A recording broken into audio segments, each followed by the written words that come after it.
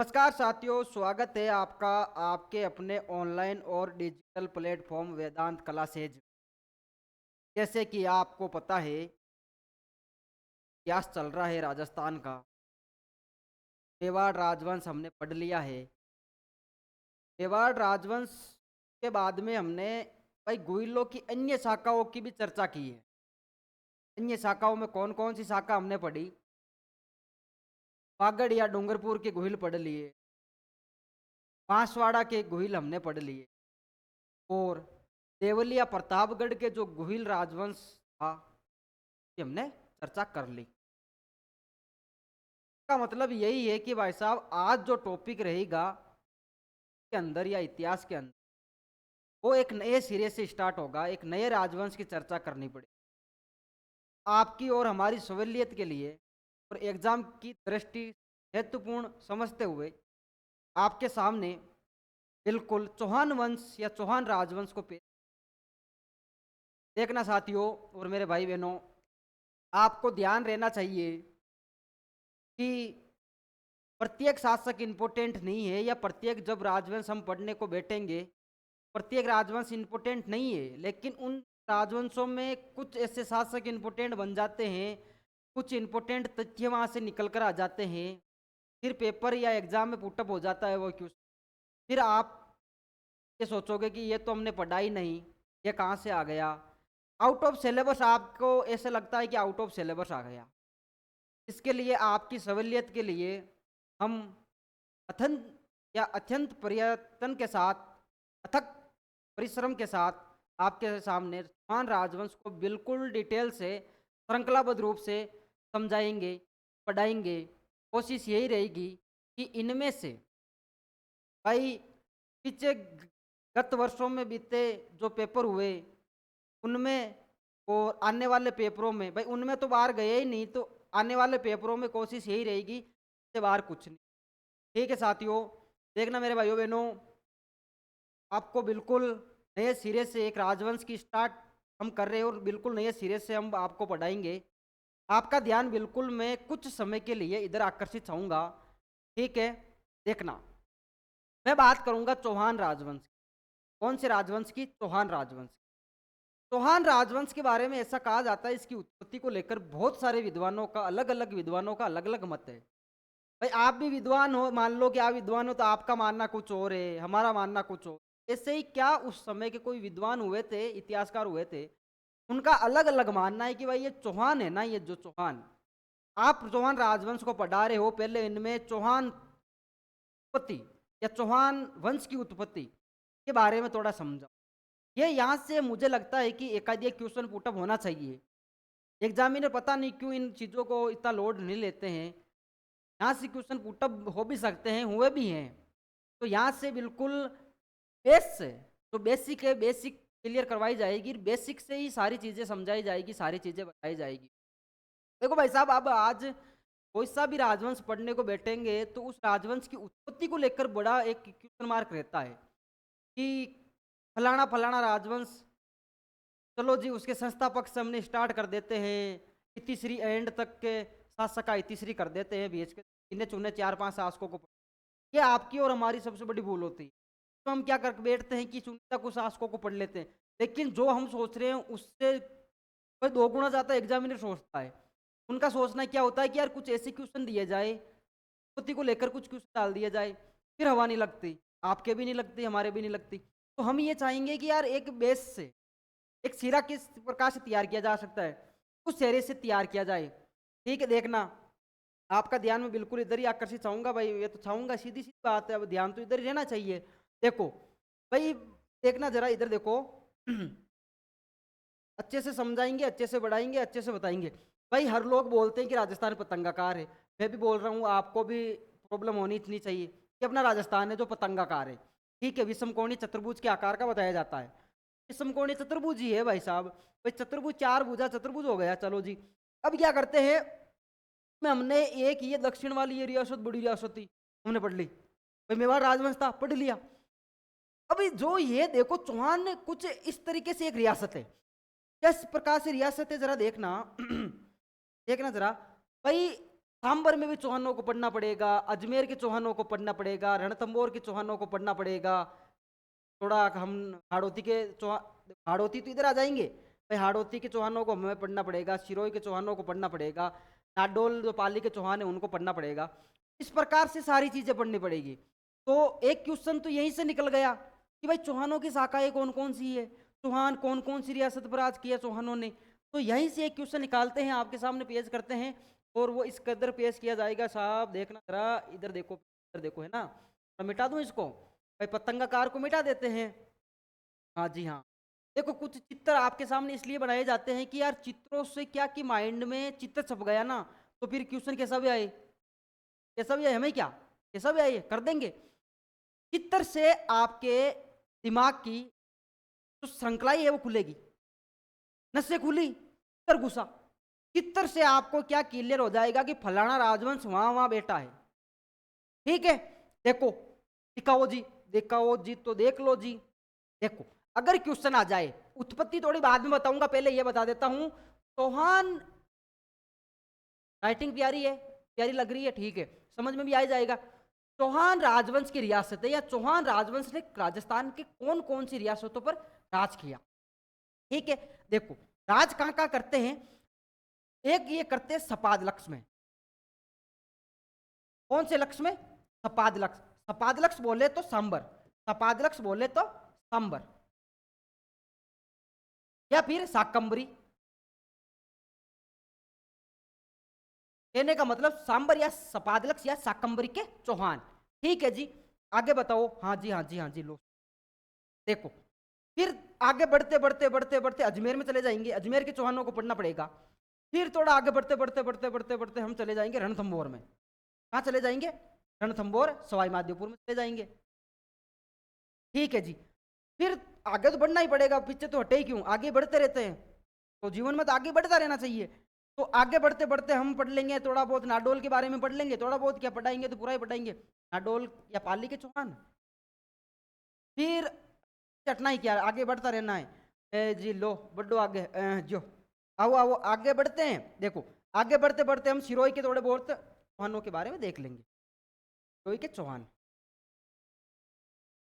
हाँ जी, आई बात समझ में। देखो सिरोही के पढ़ लेंगे तो फिर थोड़ा हाड़ौती प्रदेश की चौहानों को भी हम देख। तो इन चार पांच बातों का ध्यान रखना है कि भाई राजस्थान की कौन कौन से इलाकों में चौहान राजवंश ने शासन किया। ये जब भी आपकी क्लियरेंस रहेगी इन चीजों से, तो आपको सीधा सीधा पता चल जाएगा नाडोल में चौहान है जी, ठीक है, हाड़ौती में तो चौहान ही है। फिर बात आएगी रणथंभौर में तो पक्का ही चौहान है। अजमेर में तो कहने करने की बात ही नहीं है, चौहान ही है। तपादलक्ष का तो कहना ही क्या है, चौहान ही है। ये चार पांच बातें आपकी बिल्कुल क्लियर रहनी चाहिए। ठीक है, देखो उत्पत्ति को लेकर कुछ बातें करूंगा और उत्पत्ति से क्वेश्चन बनना भी चाहिए भाई। अब यार कहने का मतलब ये है कि उत्पत्ति को लेकर बहुत सारे विद्वान बहुत सारे मत देते हैं। कवि है, कवि ने कल्पना कर ली, कवि भाई इतिहासकार कवि है, कवि ने कल्पना कर ली, लेकिन इतिहासकार क्या क्या बोलते हैं। बहुत सारे इतिहासकार बोलते हैं कि ब्राह्मण है, तो बहुत सारे बोलते हैं कि विधि जाति की संतान है। कौन कौन से इतिहासकार क्या क्या मानते हैं, इस विषय पर हम चर्चा करते हैं। देखो ये आपको उतारना है अच्छे से कि भाई चौहान राजवंश द्वारा शासित प्रदेश कौन कौन से। ठीक है, अब देखो उतार लिए, लो जी हट गया मैं, उतार लो जी, उतार लो, उतार लिए, हाँ जी, शॉर्ट वगैरह वगैरह जो कुछ लेना ले लेना। आगे बढ़ रहा हूं है ना, ओ बढ़ गया, लो जी आ गया सामने, नई स्लाइड आ गई, हाँ आ गई। देखो चौहानों की उत्पत्ति, चौहानों की उत्पत्ति, कौन सी पत्ती? उत्पत्ति। बहुत सारे इतिहासकार चौहानों की उत्पत्ति को लेकर बहुत सारे अनेक प्रकार के भिन्न प्रकार के क्या देते हैं, मत देते हैं। ठीक है, वहीं पे मैं पहला पहला मोटे मोटे तौर पर यहां बात करना चाहूंगा चंद्रवरदाई की। किनकी? चंद्रवरदाई की।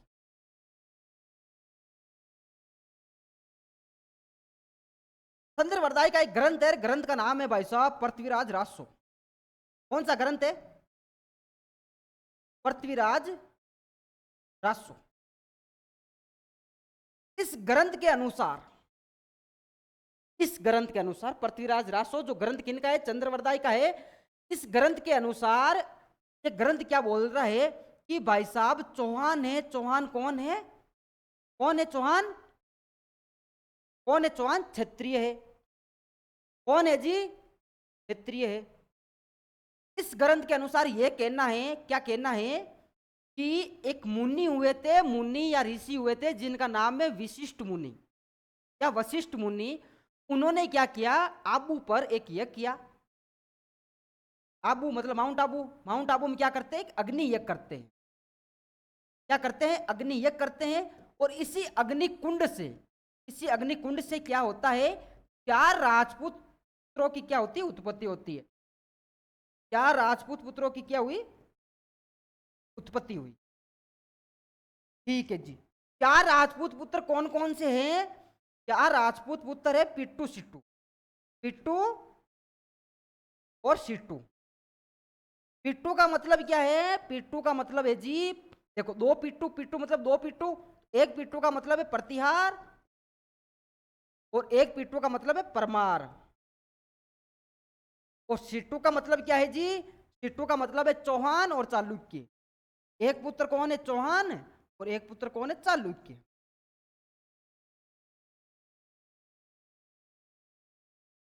पृथ्वीराज रासो क्या कहता है कि आबू पर्वत पर विशिष्ट मुनि नामक, आबू पर्वत पर कौन से मुनि? वशिष्ठ मुनि। एक ऋषि थे, ये क्या करते हैं? अग्नि यज्ञ करते हैं। उस अग्नि यज्ञ द्वारा या अग्निकुंड द्वारा 4 राजपूत पुत्रों की क्या होती है? उत्पत्ति होती है। 4 राजपूत पुत्रों में एक तो है पिट्टू। पिट्टू मतलब प्रतिहार परमार, 2 ये हो गए। और 2 कौन है? सिट्टू मतलब चौहान और चालुक्य। ये 4 राजपूत पुत्रों की क्या हुई? उत्पत्ति हुई। अगर क्वेश्चन आ जाए कि अग्निकुंड से चौहानों की उत्पत्ति का सिद्धांत कहां से प्राप्त होता है, तो कहां से प्राप्त होता है मेरे भाई बहन? पृथ्वीराज रासो से प्राप्त होता है। इस बात का थोड़ा ध्यान रखना। देखो तो अच्छे से लिखे हो जी। देखो ये समझ लिया, अब लिखना बाकी है। लिखते हैं। देखो लिखते क्या है? लिखते हैं चंद्रवरदाई के ग्रंथ, चंद्रवरदाई के ग्रंथ पृथ्वीराज रासो के अनुसार, पृथ्वीराज रासो के अनुसार, के अनुसार, के अनुसार चौहानों की उत्पत्ति, चौहानों की उत्पत्ति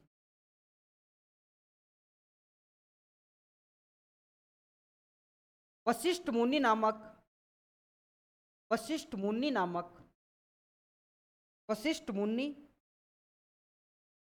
मुनि नामक, नामक, वशिष्ठ मुनि नामक ऋषि द्वारा, वशिष्ठ मुनि नामक ऋषि द्वारा आबू में किए गए, आबू में किए गए, किए गए अग्निकुंड से,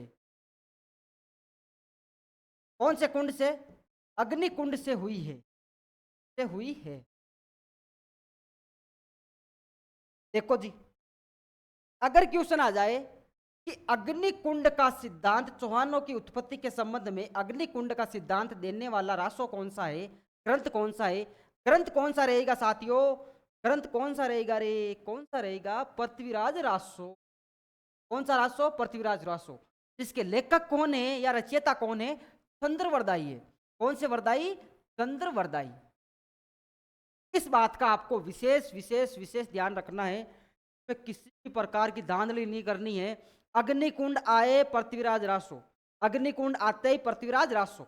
ठीक है, पृथ्वीराज रासो चंद्रवरदाई, पृथ्वीराज रासो चंद्रवरदाई। आबू में विशिष्ट मुनि, आबू में विशिष्ट मुनि। अग्निकुंड कर रहे हैं, पीटू सीटू उत्पन्न हो रहे। पीटू प्रतिहार परमार, सीटू चालुक्य चौहान। ठीक है साहब, ये हो गया अपना अग्निकुंड का सिद्धांत। ये सिद्धांत कौन सा था? अग्निकुंड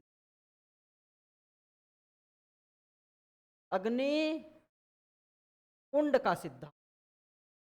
कहने का मतलब अग्निकुंड से उत्पत्ति का सिद्धांत मैं बोल सकता हूं इसको, ये जरा आपको याद रहना चाहिए।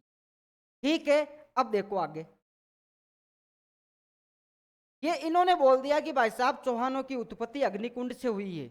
वहीं वहीं एक इतिहासकार हुए जिनका नाम है colonel James Tod. Colonel James Tod के अनुसार क्या है, विदेशी उत्पत्ति या विदेशी संतान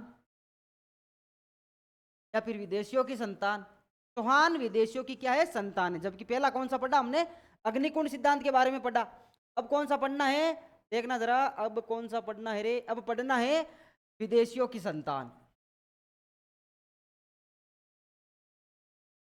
विदेशियों की संतान या फिर विदेशों से उत्पन्न। कौन कौन से इतिहासकारों ने चौहानों को विदेशियों से उत्पन्न माना है। एक इतिहासकार हुए थे, इतिहासकार का नाम क्या है, इतिहासकार का नाम है colonel James Tod. Colonel James toad.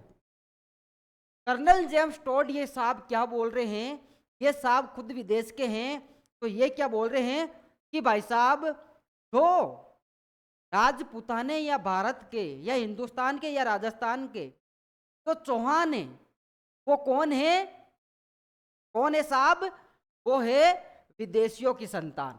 Chauhan कौन है, विदेशियों की संतान। विदेशियों की क्या है, संतान है।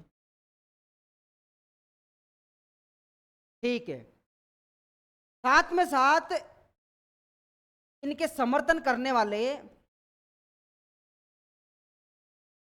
इतिहासकार कौन कौन है। भाई ऐसे इतिहासकार भी होते हैं जो इन इतिहासकारों का क्या कर रहे हैं, समर्थन कर रहे हैं कि हाँ आप बोल रहे हो 4 4 11 होते हैं, हाँ होते हैं, समर्थन कर रहे हैं मतलब। तो समर्थन करने वाले इतिहासकार कौन कौन है, इनके वाले इतिहासकार ये जरा याद रखना। एक का नाम मिलता है V.A. स्मिथ। V.A. स्मिथ ये क्या कर रहे हैं साहब, इनका कर्नल जेम्स टोड का जो विदेशियों की संतान मानते हैं चौहानों को, उनका क्या कर रहे हैं, समर्थन कर रहे हैं। एक और होते हैं विलियम विलियम क्रुक।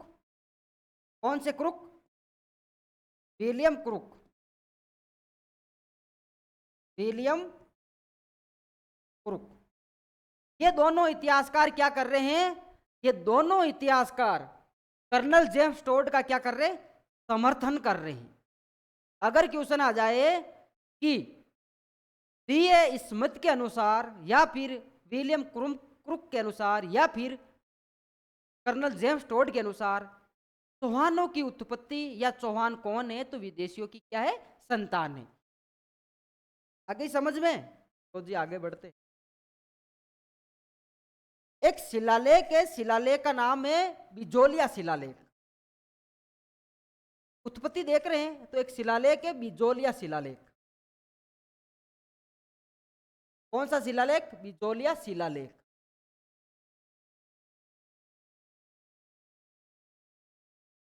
बिजोलिया शिलालेख के अंतर्गत या इसके अनुसार चौहान कौन है, वत्स्य गोत्रीय ब्राह्मण है। बिजोलिया शिलालेख के अनुसार एक इतिहासकार हुए थे डॉक्टर दशरथ शर्मा। डॉक्टर दशरथ शर्मा कहते हैं, बिजोलिया शिलालेख को पढ़कर उसके अनुसार बताते हैं कि भाई साहब जो चौहान है, आप चौहान राजवंश को पढ़ा रहे हो, वेदांत कला सेज के अकॉर्डिंग आप पढ़ रहे हो, तो जो चौहान है वो चौहान कौन है, वत्स्य गोत्रीय ब्राह्मण है। कौन से ब्राह्मण है, वत्स्य गोत्रीय ब्राह्मण। देखना जरा इसमें इसमें किस प्रकार से लिखना है, इस प्रकार से लिखना है। इस शिलालेख के अनुसार, इस शिलालेख के अनुसार, शिलालेख के अनुसार, शिलालेख के अनुसार अनुसार डॉक्टर दशरथ शर्मा द्वारा, डॉक्टर दशरथ शर्मा, डॉक्टर दशरथ शर्मा द्वारा चौहानों को चौहानों को वत्स्य गोत्रीय,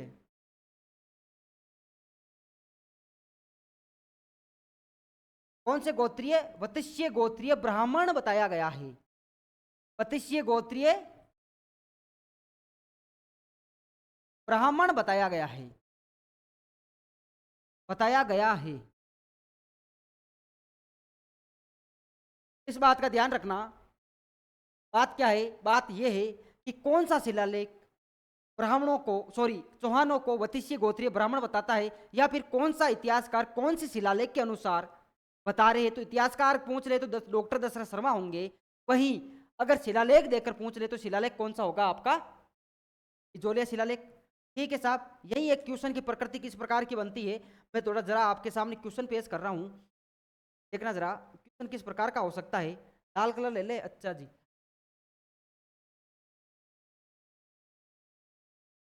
कौन से शिलालेख के अनुसार, कौन से शिलालेख के अनुसार चौहानों को, चौहानों को वत्स्य गोत्रीय, वत्स्य गोत्रीय ब्राह्मण बताया गया है, ब्राह्मण बताया गया है, बताया गया है। देखो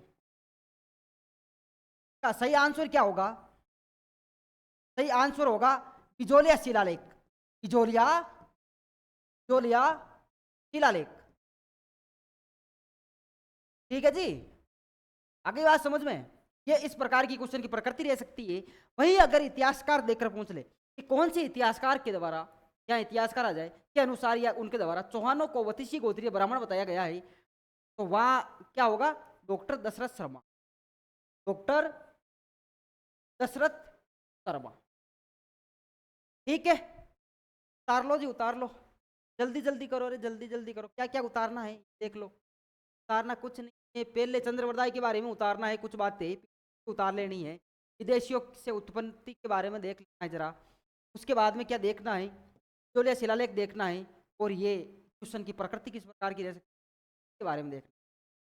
ठीक है, आगे बढ़ते हैं।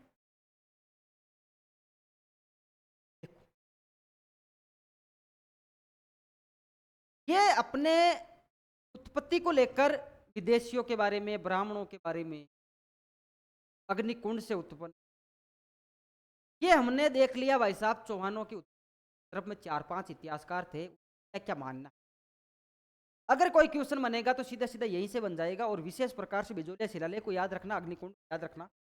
ज्यादा नहीं पूछा जाएगा इन 2 बार, अगर पूछा जाएगा तो उत्पत्ति को लेकर इन 2 में से एक बन सकता है। अब मैं बात करूंगा भाई, वो तो हमने देख लिया कि कहाँ कहाँ शासन कर रहे हैं। वहीं से उठाते हैं, पहला देखते हैं सपाद लक्ष्य के चौहान। कहां से? सपाद लक्ष्य के चौहान। देख रहे हो, हेडिंग डाल लेना, सपाद लक्ष्य या फिर सांबर या फिर शाखंबरी के चौहान, के चौहान। देखो मोटी मोटी बातें बताऊंगा, बिल्कुल राइटिंग से पढ़ाया जाएगा, किंतु परंतु कुछ नहीं है। यही आपको सारी चीजें क्लियर करवा दी जाएगी। अगर पूछ ले कि सपाद लक्ष्य या सांबर के चौहानों की कुलदेवी कौन है, कुल देवी, तो आप बता देना ये है मंदिर, प्यारा प्यारा मंदिर, माता जी बहुत प्यारे रहने वाले हैं, शाखंबरी माता है, शाखंबरी माता। शाकंभरी माता क्या है? सांबर शाकंभरी या सपाद लक्ष्य के चौहानों की क्या है? कुल देवी है। भाई अगर आपसे क्वेश्चन, क्रॉस क्वेश्चन में कुछ कर ले कि संस्थापक कौन है, मैं यहीं से बात को उठाऊंगा, आपके सामने पेश करूंगा। क्वेश्चन आ रहा है, आपकी जेब में जाएगा, देखना रे देखना। मैं पहले शासक लेना चाहूंगा वासुदेव चौहान, वासुदेव चौहान। इनके बारे में कहा जाता है कि ये इस प्रकार के शासक है जिन्होंने सांबर में या सपाद लक्ष्य में क्या किया? चौहान राजवंश की स्थापना की। और जो कोई किसी चीज स्थापना करता है, किसी वंश की स्थापना करता है, वो क्या कहलाता है? संस्थापक कहलाता है। क्या कहलाता है मेरे भाई? संस्थापक कहलाता है। देखना रे, इधर देखना, इनको क्या कहा जाता है? सांबर के चौहानों या फिर सपाद लक्ष्य के चौहानों, सपाद लक्ष्य के चौहानों के संस्थापक। अगर क्वेश्चन आ जाए कि सपाद लक्ष्य के चौहानों के संस्थापक कौन है, तो कौन रहने वाले हैं मेरे भाई? वासुदेव चौहान। इन्होंने क्या किया? एक सन थी, बहुत ही प्यारी डेट मिलती है, 551 ईस्वी। 551 ईस्वी में क्या किया? सपाद लक्ष्य में चौहान राजवंश की स्थापना की। सपाद लक्ष्य में क्या किया? सपाद लक्ष्य में चौहान राजवंश की, चौहान राजवंश की क्या कर देते हैं? राजवंश की स्थापना।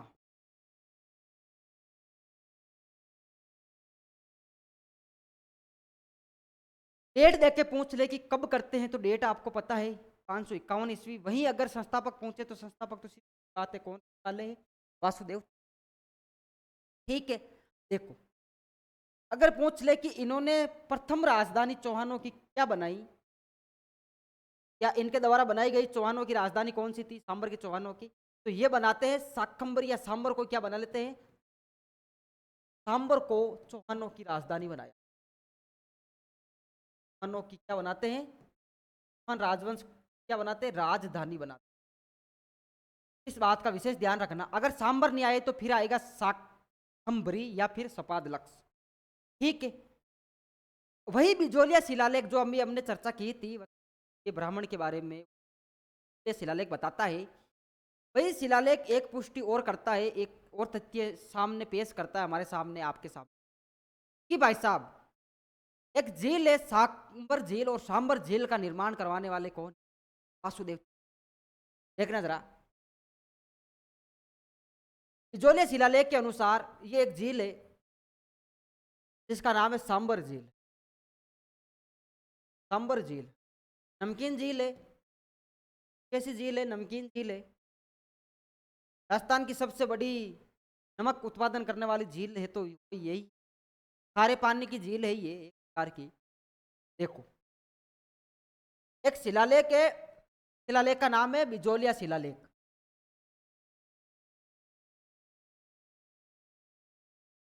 बिजोलिया शिलालेख के अनुसार, प्रकार से लिखना इसको, बिजोलिया शिलालेख के अनुसार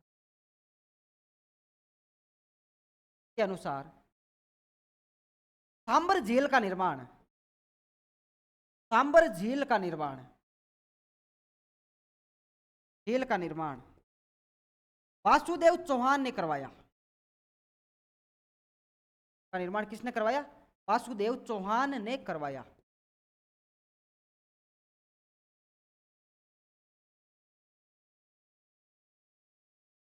ठीक है साहब, इनके बाद में शासक देखेंगे, इनके बाद में सांबर के चौहानों में इंपोर्टेंट शासक कौन कौन हुए थे, ये जरा आपको ध्यान रखना है।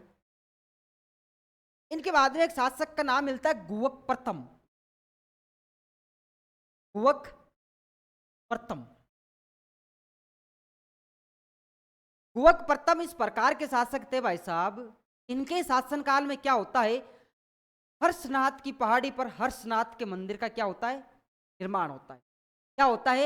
इन्हीं के शासनकाल में क्या होता है? इनके एक प्रधानमंत्री थे या मंत्री थे जिनका नाम है हट्टड़। हट्टड़। हट्टड़ जो कौन है? इनके पीएम है, मंत्री है, या फिर मंत्री है। देखना जरा इस प्रकार से, देखना, गुवक प्रथम के, गुवक प्रथम के दरबारी मंत्री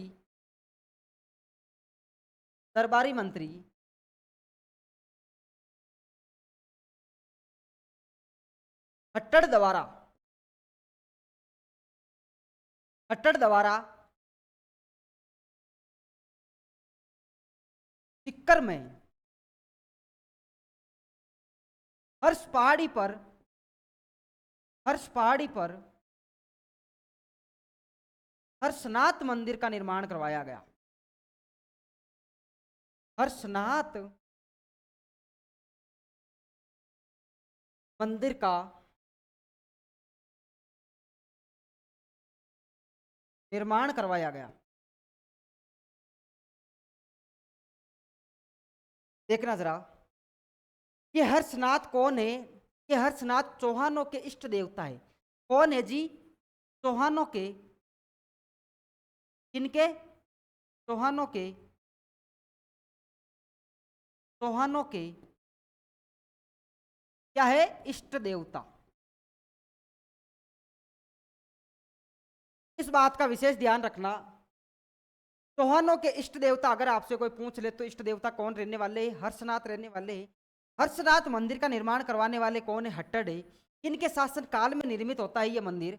तो ये होता है गुहक प्रथम के शासन काल में निर्मित होता है। इस बात का आप विशेष ध्यान रखना। ठीक है साहब, रख लोगे ना? रख लेंगे। ओके। इनके बाद में एक शासक मिलते हैं, शासक का नाम मिलता है चंदन राज। कौन से राज? चंदन राज।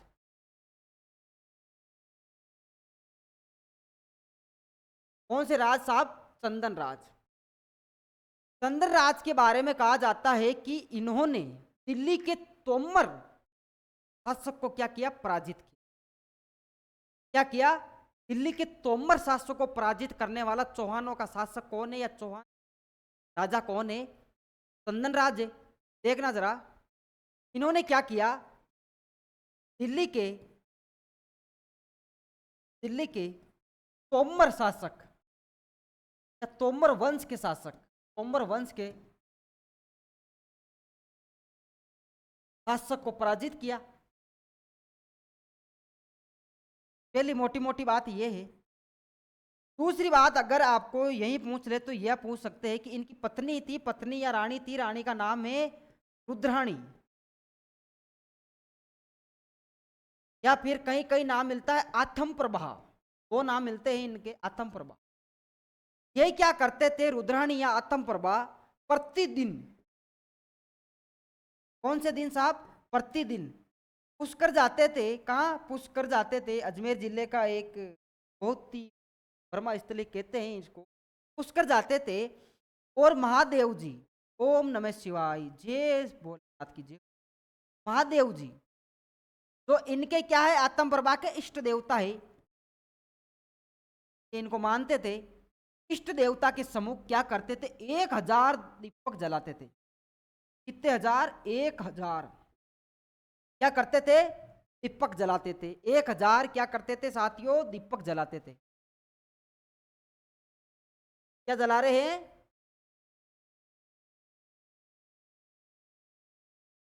दीपक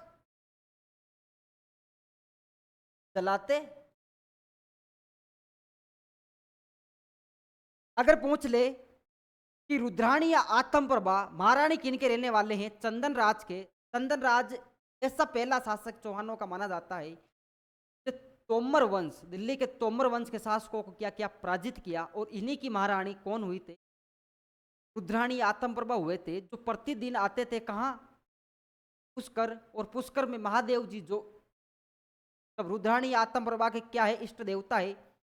उनके सम्मुख आकर 1000 दीपक जलाते थे। वहां पर 1000 शिवलिंग, 1000 शिवलिंग के सामने क्या करना है? 1000 दीपक जलाने। इस बात का ध्यान रखना, 1000 दीपक जलाने वाले रुद्राणी आत्म प्रभा का संबंध कौन से राजवंश से रहने वाला है? चौहान राजवंश से रहने वाला है। प्रकृति ऐसी भी। ठीक है, ये 5-7 मोटी मोटी बातें हो गई अपनी। क्या देखा? चंदन राज के बारे में देखा। चंदन राज के बाद में एक शासक होते सिंहराज। सिंहराज जी के बारे में कहा जाता है कि इन्होंने क्या किया? जो चौहान प्रारंभ में, ऐसा माना जाता है कि भाई चौहान प्रारंभ में क्या थे? गुज्जर प्रत्यार या प्रत्यार जो राजवंश है उनके सामंत हुआ करते थे। क्या हुआ करते थे? सामंत हुआ करते थे। ये चंदन राज नहीं, सिंहराज की मैं बात करूंगा। कौन से राज की? सिंहराज की मैं बात करूंगा। सिंहराज के शासक कौन है? सिंहराज। इनके बारे में कहा जाता है कि भाई साहब ये सिंहराज ऐसे शासक थे जो तो चौहान कहने का मतलब प्रतिहारों के सामंत थे। ये क्या करते हैं, खुद को स्वतंत्र राजा घोषित कर देते। अगर पूछ ले कि चौहानों का वे प्रथम शासक जिसने स्वयं को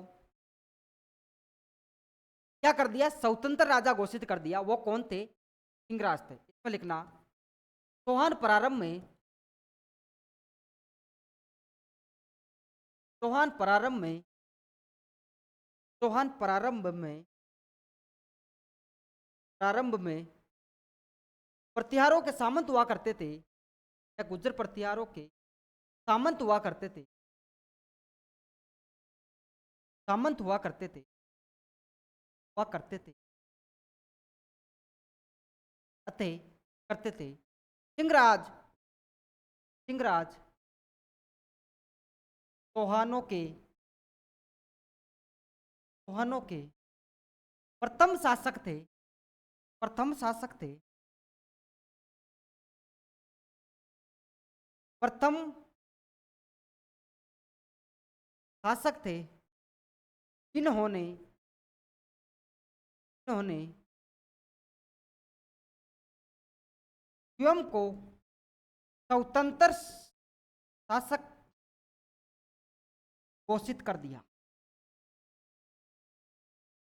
ये बोल रहे थे, ये इनका बोलना था, भाई मुझसे अब सामंतगिरी वामंतगिरी नहीं होती, मैं तो खुद राजा बनूंगा, और मेरे तो वैसे दादा परदादा शासक है, चौहान राजवंश की स्थापना कर चुके हैं, अब हम आपके सामंत नहीं रह सकते, हम क्या करेंगे, खुद क्या है, स्वतंत्र राजा है। बात का विशेष ध्यान रखना, ध्यान क्या रखना है, सिंहराज के बारे में ध्यान रखना है। ठीक है, प्रथम शासक थे, क्या कर दिया, स्वयं को क्या कर देते हैं, स्वयं को स्वतंत्र राजा या स्वतंत्र शासक घोषित। ठीक है साथियों, देखना जरा कितने शासकों की हमने चर्चा कर ली, कौन कौन से शासकों के बारे में पढ़ लिया। वासुदेव चौहान के बारे में पढ़ा, गुवक प्रथम के बारे में पढ़ लिया, चंदन राज के बारे में पढ़ लिया, और ये सिंहराज के बारे में पढ़ लिया।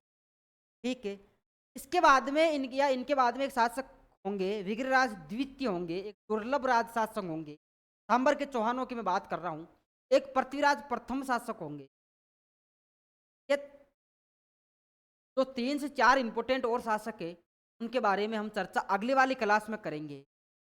मैं अपनी वाणी को यही विराम देता हूँ, और ये जो आज पढ़ाया है उसको अच्छे से एनालिसिस करना है, अच्छे से पढ़ना है, अच्छे से मंथन करना है, दिल दिमाग में अच्छे से उतारना है, आपको अच्छे से नोट्स तैयार करने हैं, तैयारी को अच्छे से धार देनी है, तैयारी करते रहना है, ईमानदारी के साथ पढ़ते रहना है। ठीक है मेरे भाई बहनों, धन्यवाद।